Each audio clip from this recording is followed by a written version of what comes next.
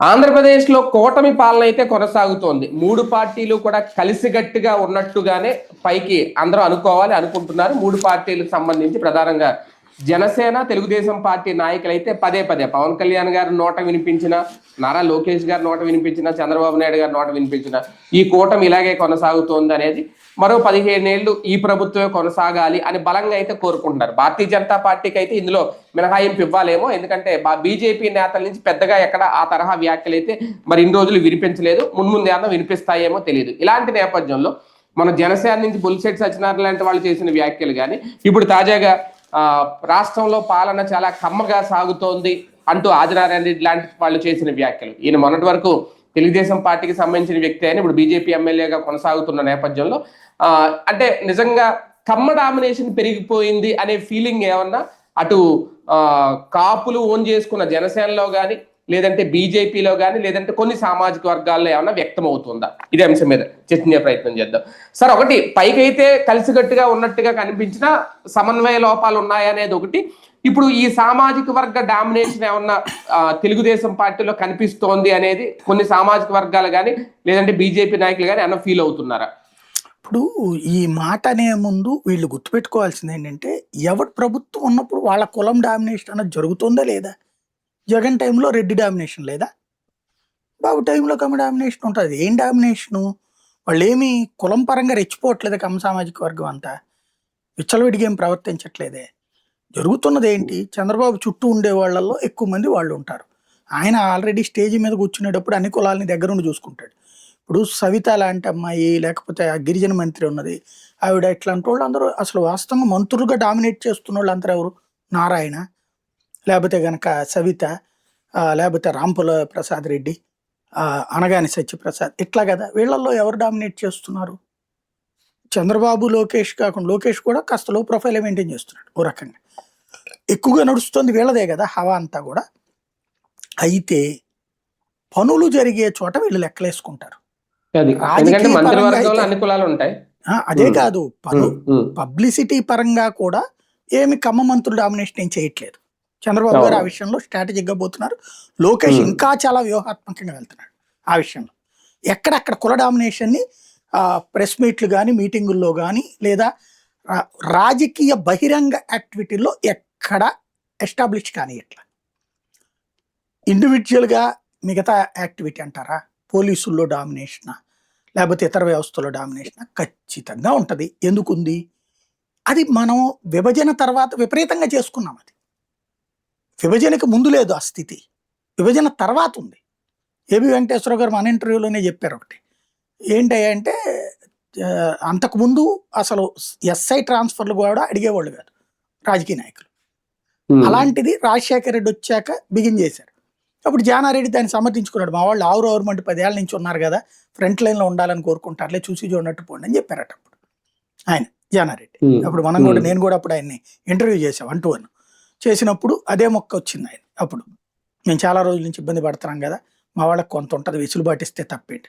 ఆ ఫీలింగ్ ఎప్పుడైతే బహిరంగంగా వ్యక్తపరిచిందో కాంగ్రెస్, అప్పుడు అదే విషయాన్ని చంద్రబాబు మీద ప్రెషర్ అయింది. 14 తర్వాత అందుకనే బాబు తెగించేసి వదిలేశారు కార్యకర్తలు. ఇప్పుడు కార్యకర్తలు తెగించి వదిలేస్తున్నాడు. జగన్ అట్ట చేయలేదనే కదా ఇప్పుడు ఇలా గొడవ అంతా కూడా, తెగించి ఇవ్వలేదనే కదా కార్యకర్తలకి. ఇకపోతే వీళ్ళ గొడవ కూడా ఏముండదు నాకు తెలిసి, లేదు పనులు అడుగుంటారు, ఆ పనుల దగ్గర ఇబ్బంది అయ్యి ఉంటుంది. ఇప్పుడు ఈయనే కాదు, మీరు విష్ణుకుమార్ రాజు కూడా వాస్తవంగా చంద్రబాబు గారిని శోభన్ బాబు అని పొగిడినాడు. ఆయన అంత బాగా అభిమానిస్తాడు. ఓ రకంగా చెప్పాలంటే భారతీయ జనతా పార్టీలో ఆయన ఉన్నాడనే కానీ ఇదివరకు ఆయన ఆత్మ అక్కడే ఉండేది తెలుగుదేశంలోనే. ఇప్పుడు ఆయన కూడా విమర్శిస్తున్నాడు ఈ మధ్యన. విశాఖపట్నం ఇష్యూను, భూముల విషయమో, గీత విషయం, ఇట్లాంటివి వివేదిస్తున్నాడు ఆయన కూడా. వీళ్ళకి ఏంటంటే ఎప్పుడు వివేదిస్తారు? వీళ్ళు నిజమైన సైద్ధాంతికంగా వివేదిస్తున్నారా? వీళ్ళ పార్టీల కోసం విభేదిస్తున్నారా? కాదు, వాళ్ళ వ్యక్తిగత అవసరాలు ఏవో ఉంటాయి. ఏ కాంట్రాక్టు, ఏ బిల్డింగ్ వ్యవహారాలు, ఏ రోడ్లు, ఏదో నిధులు, ఇట్లాంటివి అవి కానప్పుడు కులాలే తీసుకొచ్చి మాట్లాడతారు. కాబట్టి వీళ్ళ మాటల్ని నేను అంత పెద్ద అనుకోను. అదే సందర్భంలో కుల డామినేషన్ ఉందా లేదా? ఖచ్చితంగా ఉంటుంది, నో డౌట్ ఎట్ ఆల్. వాళ్ళకి జగన్ టైంలో అంత కనిపించలేదేమో అనుకుంటున్నాను సార్. ఎందుకు లేదండి? రెడ్డి సామాజిక వర్గం డామినేషన్ ఉండుంటే తర్వాత రెడ్డి సామాజిక వర్గం ఎందుకు దూరం అయింది జగన్ కి? అంటే వాళ్ళు కోరుకున్నట్టు అవ్వలేదు. ఇప్పుడు వీళ్ళు కూడా, వీళ్ళకి ఏం పని జరగకుండా ఉందా? ఇప్పుడు ఆ జేసీ దివాకర్ రెడ్డితో గొడవ ఏంది దీనికి? అట్లాంటి ఎన్ని జరగట్లేదు. ఇప్పుడు అక్కడ ఉన్నటువంటి ఏది రాయలసీమ థర్మల్ పవర్ ప్లాంట్కి సంబంధించిన బూడిద అంతా ఈయన చేతుల్లోనే ఉంది. అన్నీ జరిగిపోతున్నాయి అక్కడ. సమస్య ఎక్కడ వస్తున్నదయ్యా అంటే ఇంకా ఎక్కువ ఎక్స్పెక్ట్ చేస్తారు. ఇప్పుడు మనకు ఒకడు 10 ఉద్యోగాలు ఇచ్చాడండి తీసుకోమని చెప్పేసి మనం 10 మందికి ఇచ్చాం. ఈ 10 మందికి మనం ఉద్యోగాలు ఇచ్చామని తెలిసి 100 మంది వస్తారు మన దగ్గరికి, నాకు కావాలని. మనం అడిగితే ఏమయ్యా నీకు 10 ఇచ్చాను కదా ఇంకెన్ని ఇస్తామంటారు. ఈలోపు ఎవడో మన దగ్గరకు వచ్చిన 100 మందిలో వచ్చి మనల్ని రెచ్చగొడతారు. ఏం సార్ ఆడు 1000 ఉద్యోగాలు తీసుకున్నాడు, మీకు ఆఫ్టర్ ఆల్ 10 మొహాన్ని పడేశారని. వీడికి ఎక్కడ ఇది తగులుతో తప్పించారే మనం 10 మందికి ఇచ్చాం అనే ఫీలింగ్ రాదు. అది సహజంగా. అంటే నేను ఫీల్డ్లో అబ్జర్వ్ చేసిన వీళ్ళ మనస్తత్వాలు ఇది చూసినప్పుడు నాకు అనిపించిన థింకింగ్ అది. ఇంకోటి ఏంటంటే వీళ్ళు పర్సనల్గా ఇప్పుడు పార్టీ పరంగా పక్కనే మాధవ్ ఉన్నాడు. మాధవ్ ఏం అబ్జెక్షన్ రైట్ చేయలేదు కదా, అట్టగేం మాట్లాడలేదు కదా. అక్కడ బీజేపీ రాష్ట్ర అధ్యక్షుడు అక్కడే ఉన్నాడు కదా వేదిక మీద, ఆయనేం మాట్లాడలేదు కదా. ఆదినారాయణ రెడ్డికి ఏదో వాస్తవంగా ఆదినారాయణ రెడ్డి ఎప్పుడు బీజేపీ కాదు. ఒరిజినల్ చెప్పాలంటే ఈ రోజు కూడా బీజేపీ ఆత్మ లేదు ఆయనకి.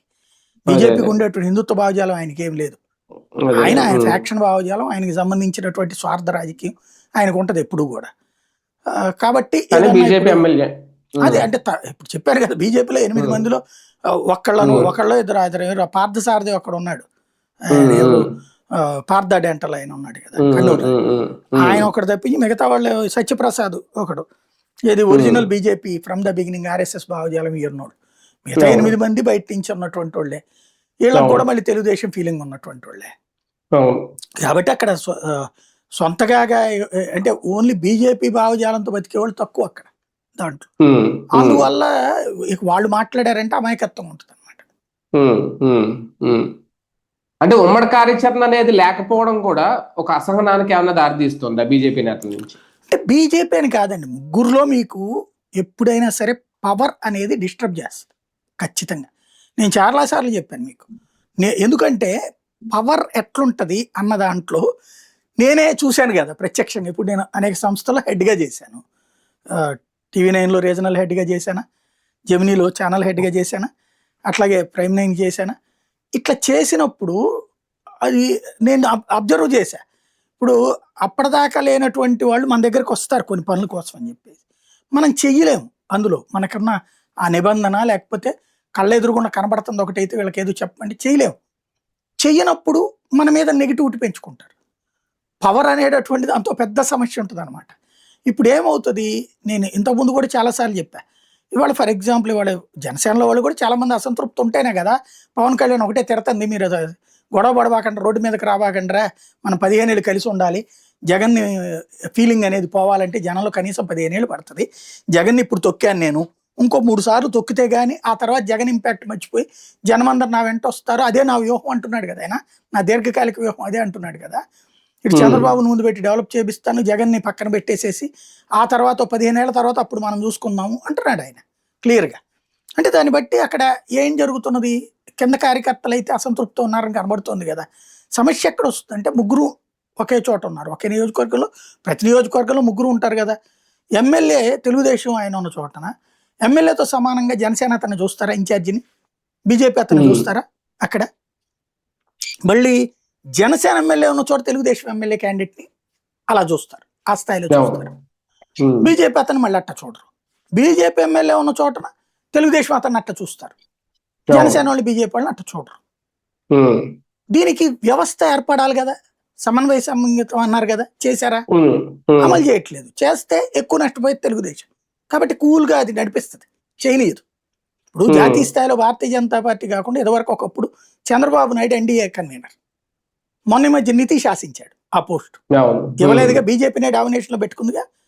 అలాగే జాతీయ స్థాయిలో ఐఎన్డీఏ కూటమికి వాస్తవంగా మమతా బెనర్జీ వీళ్ళందరూ ఉన్నారు. మమత అడిగింది కన్వీనర్, ఇచ్చారా? కాంగ్రెస్ ఎందుకు చేతిలో పెట్టుకుంది? ఒకప్పుడు బీజేపీ అట్లా వేరే వాళ్ళకి ఇచ్చి నాశనం అయింది, వాళ్ళు గేమ్ నడిపారు. అట్లాగే ఇక్కడ తెలుగుదేశం డామినేషన్ పోగొట్టుకోదు. అది డామినేట్ చేస్తున్నప్పుడు వీళ్ళేంటి ఎలాగ ఆలోచించాలంటే సింపుల్గా చెప్తాను నేను. ఇప్పుడు నేను నా సంపాదన 5,000 10,000 ఉన్న రోజున ఓ పచ్చడో ఒక కూర ఈ రేంజ్లో చేస్తాం. ఇవాళ రోజున 2 కూరలు వండేటటువంటి పరిస్థితి ఉంటుంది. కానీ ఒక రోజు నా రూపాయి తగ్గువైంది, ఆ రోజు నేను ఎర్ర బస్సు మీద వెళ్ళేవాడినా లేకపోతే టూ వీలరా ఆ రోజున, ఇవాళ కారు వెళ్ళగలను. ఇది అలవాటు అయ్యాక నేను దీన్ని ఇవ్వలేను అన్నాను అనుకోండి, కుటుంబంలో అసమర్థుడిగా మిగులుతా నేను. అట్లాగే ఒక వ్యక్తి ఇప్పుడు కార్యకర్త మొన్నటిదాకా అన్నా మీరు పవర్లోకి మనోడు వచ్చేస్తున్నాడన్న, మన పవనాన్ని వచ్చేస్తున్నాడన్న, మన బీజేపీ వచ్చేస్తున్నాను, మనం కొట్టేద్దామన్నా, చంద్రబాబుతో కలిసి జగన్ గారిని తొక్కి పడేస్తున్నామన్నా అని వీళ్ళందరూ అడిగారు. కింద ఉన్నటువంటి వాళ్ళందరూ ఓట్లు వేసి పెట్టారు. ఇవాళ ఆడొచ్చి నేను నీకు ఆ రోజున ఓటు పడేసా, నువ్వు నన్ను అట్లా అడిగావు కదా, నాకు చిన్న పెన్షన్ ఇప్పించి పెట్టు అన్నాడు. పెన్షన్ ఇప్పించి పెట్టంటే ఇతను ఎవరి దగ్గరికి తీసుకెళ్ళాలి? జనసేన బీజేపీనో ఎమ్మెల్యే దగ్గరికి తీసుకెళ్ళాలి. ఎమ్మెల్యే చెప్తే పెన్షన్ ఎవడిస్తాడు? ఇంతకీ కొత్త పెన్షన్లు ప్రభుత్వం శాంక్షన్ చేయలేదు కదా. చచ్చిపోయిన వాళ్ళ ప్లేసులో వాళ్ళ ఆవిడ తప్పించి ఇంకో ప్రొవిజన్ లేదు. దాంతో ఇతనే నేను చేయలేనన్నా, ఇంకెందుకన్నా మనకి అంటాడు వాడు. లేదా ఓహో అట్లాగా అనగానే వాడు మామూలుగా అన్నా కూడా మనకి ఎటకారం అనిపిస్తుంది. అది ఓహో కుదరదా నీకు అన్నాడు అనుకోండి, ఎటకారం. ఓ కుదరదా అన్నా సరే ఎటకారంగానే అనిపిస్తుంది మనకి. మనం వెళ్ళి మన పార్టీ నాయకుడి దగ్గర చెప్తే ఏం సార్ మన బతుకులు ఇది అంటాం. ఈ నాయకుడు ఆ నాయకుడితో చెప్పాలి. చెప్పాడంటే నేను తాడదెత్త 15 ఏళ్ళు మూసి కూర్చొని చెప్తున్నాడు. ఏడు సక్సెస్ అవుతుంది. రెండవది, డబ్బులు ఆడోండి సచ్చినేని వీళ్ళకి, వీళ్ళు తినేద్దాం అనుకుంటున్నారు, డబ్బులు లేవు. ఆ వచ్చే 10 రూపాయలు వస్తే ఆ 10 రూపాయలు తెలుగుదేశం వాళ్ళు పంచుకుంటున్నారు. వీళ్ళకి అట్లా తినే అవకాశాలు ఇవ్వరు, నో డౌట్. అందులో పదవుల్లో ఏమన్నా ఇస్తారేమో కానీ కాంట్రాక్ట్లు, తినే పనులు ఇతర పార్టీలకు ఇవ్వరు. ఇప్పుడు తెలుగుదేశం ఎమ్మెల్యే ఉన్న చోట జనసేనోడికి కాంట్రాక్ట్ ఇస్తారా? జనసేన ఎమ్మెల్యే ఉన్న చోట మళ్ళీ తెలుగుదేశం వాడు కాంట్రాక్ట్ తీసుకుంటారు. అది కదా గొడవ ఇక్కడ. ఇదేంటంటే ఆశ పెట్టకపోతే లెక్క ఉండేది. ఆ పవన్ కళ్యాణ్ గారు అనవసరంగా ఆ రోజున మాట్లాడినట్టు 60-30-10 అన్నటువంటి మాట అమలు కాలేదు కదా ఇక్కడ. బీజేపీకి అయినా అదే సమస్య కదా. 10% వస్తుందా బీజేపీకి పదవులు? వాళ్ళకి 1%, 2% పడేస్తున్నారు. వీళ్ళకి 8%, 9% పడేస్తున్నారు అంతే. అట్లా నడుస్తున్న వేళ జరుగుతున్న సమస్య, అంత మించేం లేదు అక్కడ. సార్ ఇదే ఇప్పుడు మీరు అన్నదే, బీజేపీలో నిజంగా అందరి నాయకులు ఇది ఉందా? ఎందుకంటే ఆయన ఏ పాయింట్ కూడా రేస్ చేశారు, మాకు రేపు పొద్దున్న స్థానిక సంస్థల ఎన్నికల్లో అధిక ప్రాధాన్యత ఇవ్వాలి, ఎక్కువ సీట్లు కేటాయించాలి. అంటే మిగిలిన విషయాల్లో ఎలా ఉన్నా సీట్ల కేటాయింపు విషయంలోనో ఇక్కడ మాత్రం సరిగ్గా ప్రాధాన్యత ఇవ్వట్లేదు, తొక్కేస్తున్నారనే ఫీలింగ్ బీజేపీలో ఏమన్నా మొదలైందా? బీజేపీ వాళ్ళు ఆదినారాయణ రెడ్డి అందుకోసం మాట్లాడుంటారు. ఇప్పుడు వీళ్ళు అమలు చేస్తున్నది ఏంటంటే 60-30-10 ఎక్స్పెక్ట్ చేశారండి. అంటే మన బుల్సెట్ చెప్పిన మాట ప్రకారం టీడీపీ ఎమ్మెల్యేలు ఉన్న చోట 30% జనసేనకి, 10% బీజేపీకి. రేపు అదే అడుగుతున్నారు వీళ్ళు ఇప్పుడు. అదే సందర్భంలో జనసేన ఎమ్మెల్యే ఉన్న చోట వాళ్ళకి 60-30 తెలుగుదేశానికి, 10% బీజేపీకి. బీజేపీ ఎమ్మెల్యే ఉన్న చోట 60% వాళ్ళకి, 30% టీడీపీకి, 10% జనసేనకి. అంటే ఈ 10 స్థానాల్లో వీళ్ళకి 60% రావాలిగా బీజేపీకి. అదే అనేది, ఈ ఫార్ములా అమలు చేయడానికి తెలుగుదేశం సిద్ధంగా లేదు. ఎందుకంటే తనేం అష్యూరెన్స్ ఇవ్వాల అట్లాంటిది. Pawan Kalyan on behalf of Chandrababu చెప్పాడు. చంద్రబాబు నాయుడు దానికి సర్టిఫై చేయలా, ఓకే చేయలా, కన్ఫర్మ్ చేయలే. పక్క నుండి కూడా ఆ రోజున కనీసం నవ్వను కూడా నవ్వాలి ఆ రోజున. ఎట్లయితే మేనిఫెస్టో పట్టుకోమంటే బీజేపీ పట్టుకోలేదు, అలాగే పవన్ కళ్యాణ్ మాటని చంద్రబాబు పట్టుకోలే. అంటే మరి ఏ రేషియో ప్రకారం ఇస్తారు సార్? ఒకవేళ దీనికి అంగీకరించకపోతే ఆ రోజునే చెప్పేశారు కదా తెలుగుదేశం నాయకులు, సీట్లు కేటాయింపు ఏ పర్సంటేజ్ లో జరిగిందో అంతే పర్సంటేజ్. అంటే సీట్ల కేటాయింపు ఎంత పర్సంటేజ్ అయిందో వీళ్ళిద్దరికి కలిపి 21 + 10 31. 175లో 31 ఎంత? 175లో 17, 18 వేసుకోండి, 17 ఉన్నారంటే 10 అంటే తర్వాతన 21 వచ్చింది వీళ్ళకి. అంటే ఇంకొక ఏది 10% మీద 12-13% వచ్చినట్టే జనసేన, అంతే కదా. ఇటు వీళ్ళది బీజేపీకి ఎన్ని వచ్చినాయి? 10, 17 కూడా, అంటే 10% కూడా కాదు వాళ్ళకి వచ్చింది, 6%, 7%. దెన్ ఆ ప్రాతిపదికనే ఇస్తారు వీళ్ళు సీట్లు రేపు కూడా. అంటే ఆయన చెప్పిన లెక్కకి దీనికి చాలా తేడా ఉంది కదా. 30% కూడా రావట్లేదు కదా పోనీ వీళ్ళ అధికారంలో ఉన్న చోట కూడా. సరే ఇప్పుడు ఇది అంటే ఇది జనసేన కానీ బీజేపీ కానీ ఇప్పుడు ఓపెన్ అవుతున్నాయని అనుకోవాలా, లేదు ఈ డామినేషన్ ఉన్న చోట మాత్రమే ఈ ప్రభావం కనిపిస్తుందా? ఇది కింది స్థాయిలోనేనండి. పైన నాయకులకి ఏమి గ్రౌండ్ పొరపచ్చండి. లెవెల్. చంద్రబాబు, పవన్ కళ్యాణ్, మాధవ్‌లకి ఇది లేదు కంపారిజన్‌లో. వాళ్ళు బానే ఉన్నారు. కింద స్థాయిలో ఈ అసంతృప్తులొస్తుంటాయి. దీన్ని అంటే జాగ్రత్తగా అలాగని బీజేపీ ఎక్కడ 15 ఏళ్ళు బాబు గారి సీఎం గా ఉండాలనో 15 ఏళ్ళు ఇవ్వడం బీజేపీ అనట్లేదు కదా సార్. ఓకే, బీజేపీ జనసేన అన్నదు, అంటుంది. సమస్య లేదు. ఎందుకంటే వీళ్ళ ఇష్టం కాదు అది. ఉమ్. అధిష్టానం. ఆ మాట అవును. అంటే అంటే వీళ్ళని పక్కన కూర్చోబెడతారు. పవన్ కళ్యాణ్ గారు అంటున్నారు, లోకేష్ గారు అంటున్నారు, కానీ బీజేపీ నుంచి ఆ మాట రావట్లేదు వాళ్ళిద్దరూ కదా. 15 ఏళ్ళు ఉంటారు. ఉమ్. బీజేపీ 15 ఏళ్ళు ఉండాలా లేదా అన్నటువంటిది వీళ్ళ ప్రవర్తన మీద ఆధారపడి ఉంటుంది. ఉమ్, ఉమ్, ఉమ్. అవును. ఇది సమన్వయ లోపంగా చూడాలా, లేదు నిజంగా కమ్మ డామినేషన్ ని కాపులును లేదంటే మిగిలిన సామాజిక వర్గాలు అంగీకరించలేకపోతున్నాయా? అట్లేం కాదండి. సహజంగా ఇంటర్నల్‌గా కమ్మ, కాపు మధ్యన ఒక ఇది ఉండేది. దాన్ని ఇప్పుడు చంద్రబాబు, పవన్ కళ్యాణ్ కలిసి మేనేజ్ చేసుకొచ్చారు. కాస్త కాస్త అసంతృప్తి వస్తూ ఉంటుంది. ఈ అసంతృప్తి పెరగకుండా చూసుకోవడం వాళ్ళ పార్టీల అధినాయకత్వం జాగ్రత్తగా చూసుకోవాలంతే. చూసుకోకపోతే ఉమ్. నష్టపోతారు. అంటే ఇప్పుడు ఆదినారాయణ రెడ్డి గారు రేట్ చేశారు కాబట్టి ఇది ఏమన్నా రెడ్డి సామాజిక వర్గం కూటమిలో తిరుగుబాటు అని అనుకోవచ్చా? అంత సీన్ ఏం లేదండి దాంట్లో. అతను చెప్పాను కదా, ఇండివిడ్యువల్ తప్పించి సామాజిక వర్గ గొడవ ఏం కాదు అది దాంట్లో నుంచి. ఉమ్, ఉమ్, ఉమ్. ఆల్రెడీ ఇదివరకు ఆయన్ని నెత్తిన పెట్టుకున్నోళ్ళు ఇప్పుడు ఆయన్ని ట్రోల్ చేస్తున్నారు. ఆల్రెడీ స్టార్ట్ చేశారు. కానీ ఇలాంటివి వచ్చినప్పుడు చంద్రబాబు నాయుడు గారు అలర్ట్ అవ్వాల్సిన సందర్భం అనుకోవాలా సార్? ఆయనకి ఈ తల ఇప్పటికీ ఆయన తల నెరిసిపోయి రంగేస్తుంటారు. పండిపోయి ఆయన ఆఫ్టర్ ఆల్ ఇది. అరే ఎన్టీ రామారావు లాంటి వాడినే పక్క నుంచో పెట్టగలిగిన వీళ్ళంతా జుజుబీలు ఆయనకి. అంటే మొన్న మీరన్నట్టు విష్ణు కుమార్ రాజు గారు లాంటి వాళ్ళు కూడా అన్నది బీజేపీ అవసరం, బీజేపీ లేకపోతే అసలు కూటమి అధికారంలోకి వచ్చి ఉండేది కాదు టీడీపీ అనేది. ఆల్రెడీ మీరు సోషల్ మీడియాలో చూస్తే బిగిన్ అయిపోయింది రివర్స్ లో. మీరెంత, మీ బతికెంత. ఆల్రెడీ ఇదివరకు 2 సీట్లు 82లో 83 టైము మేము అధికారంలో ఉన్న టైంలో మీకు ఉన్నాయి 2, అది కూడా మా భిక్ష మీదన గెలిచాడు ఆ జంగారెడ్డి. అటు గుజరాత్లో పటేల్ తప్పించి ఎవరు లేరు, అద్వానీ వాజ్పేయిలే లేరు ఆ రోజున. అట్లాంటి స్థాయి నుంచి బీజేపీ నిలదొక్కుందంటే మా వల్ల. ఆంధ్రప్రదేశ్లో ఎన్టీ రామారావు గారి బెచ్చం అంటూ బిగిన్ చేశారు. ఆల్రెడీ రివర్స్లో మాట్లాడడం బిగిన్ చేశారు. ఎన్డీఏ వాజ్పేయిని ప్రధానమంత్రిని చేస్తే మా చంద్రబాబు, ఇవన్నీ బిగిన్ అయిపోయింది ఆల్రెడీ. అంటే 2024 ముందు మరి అంత ఇదిగా లేరు కదా, బీజేపీ అవసరం ఉందనుకునే కూటమి కట్టారు కదా. 18 టైంలో రేపొద్దున 29 ముందు కూడా పరిస్థితి రాదని గ్యారంటీ ఏంటి? ఏముండదు. అంటే ఇప్పుడు ఒకటే 29లో బీజేపీ అధిష్టానం గనక మనం వీళ్ళతోనే కలిసి కొనసాగుదాం అనుకుందనుకోండి, అప్పుడు ఇదేముండదు. లేదు అనుకోండి, ఇప్పటికే వాస్తవంగా ఏమవుతున్నదంటే ఇక్కడ కొన్ని అసంతృప్తులు ఎక్కడ నడుస్తున్నాయంటే, ఇప్పుడు తెలుగుదేశం మీడియాకి బీజేపీ మీద అసంతృప్తి ఉంది. ఎందుకంటే వీళ్ళే కేసు మాట్లాడతారు, ఆరోపణ చేస్తారు, వీళ్ళ పేపర్లో ఎఫ్ఐఆర్ కడతారు, వీళ్ళ పేపర్లోనే ఛార్జ్ షీట్ వేసేస్తారు, వీళ్ళ పేపర్లోనే శిక్షించేస్తారు కూడా. పాపం ఆ మధ్యలో సుప్రీంకోర్టు జోక్యం చేసుకుని 2 సిట్లు వేసింది. ఆ సెట్ల 2 కూడా వీళ్ళు కోరుకున్నట్టు కాకుండా రివర్స్లో వచ్చింది నివేదికలు. వీళ్ళ దృష్టిలో జగన్ని లోపలేసేయాలి, లేకపోతే వైవి సుబ్బారెడ్డిని లోపలేసేయాలి, ధర్మారెడ్డిని లోపలేసేయాలి. అవి జరగట్లేదు. కాబట్టి ఇలా పత్రికలు ఏం రాస్తున్నాయి, కేంద్రం ఇదంతా తప్పు చేస్తుందని రాస్తున్నాయి బిగిన్ చేసేసి. అంటే సిట్ తప్పు చేస్తుందంటే కేంద్రం తప్పు చేస్తున్నట్టే కదా రాస్తుంది. రెండవది ఇప్పుడు కొత్త కాన్సెప్ట్ బిగిన్ చేసేసింది. ఆంధ్రజ్యోతి విషయం బిగిన్ చేసింది. భారతీయ జనతా పార్టీ మీదన జాతీయ రాజకీయాల విషయంలో ఫెయిల్యూర్ అని రాయడం బిగిన్ చేసింది. కాంగ్రెస్ గొప్పదన్నట్టు ఇటు. మేబీ ఆ రేవంత్ రెడ్డి డబ్బులు ఇస్తుండడం వల్ల రాస్తున్నారా, లేకపోతే చంద్రబాబు నాయుడు మీద కూడా ఎట్లాగూ బీజేపీ చంద్రబాబు నాయుడు చెప్పినట్టు ఎంటలేదు కాబట్టి ఎట్లాగూ రేవంత్ రెడ్డి పైసలు ఇస్తున్నాడు కాబట్టి రాస్తున్నారో తెలియదు.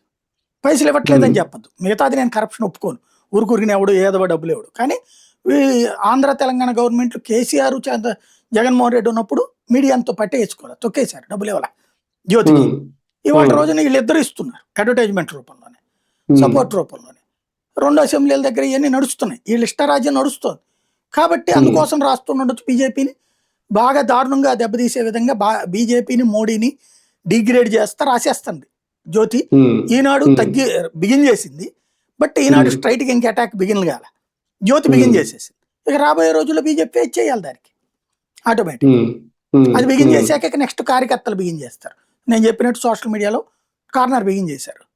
ఏం జరుగుతుందో చూడాలి. అది అంటే అవసరం ఉన్నప్పుడు మాత్రమే మిగిలిన పార్టీలతో మాట్లాడుతున్నారు, వాడుకుంటున్నారు అనేది. రేపొద్దున ఇప్పుడు బాబు గారు అన్న సమన్వయ కమిటీలు లాంటివి పెట్టి ఉమ్మడి కార్యాచరణతో ముందుకెళ్తే కనుక ఈ పరిస్థితి కంట్రోల్లోకి వస్తుందా? ఆయన అమాయకుడు కాదండి. సమన్వయ కమిటీ పెడితే ఇప్పుడు ప్రతి దాంట్లో బేరం వస్తుంది.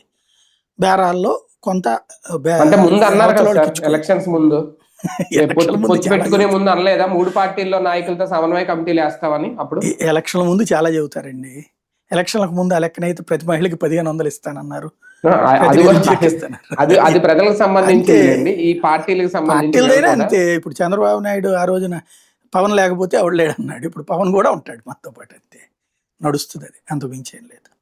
రైట్. చూద్దాం మరి నిజంగా కూటమిలో తల మాట అయితే వినిపిస్తోంది. ఇది చిలికి చిలికి గాలివానలా మారుతుందా, పెద్దదవుతుందా, లేదంటే ముందే కంట్రోల్ చేస్తారా? ఆదినారాయణ రెడ్డి గారు చేసే వ్యాఖ్యలు కానీ, లేదంటే జనసేన నుంచి వినిపిస్తున్న వ్యాఖ్యలు కానీ రేపొద్దున ఎంతవరకు ఇబ్బందులు తెచ్చి పెడతాయి కూటమికి? నిజంగా ఆ డామినేషన్ పెరిగిపోయి దాన్ని కంట్రోల్ చేయలేని పరిస్థితి ఏమన్నా వస్తుందా? ఏం జరుగుతుందో చూద్దాం.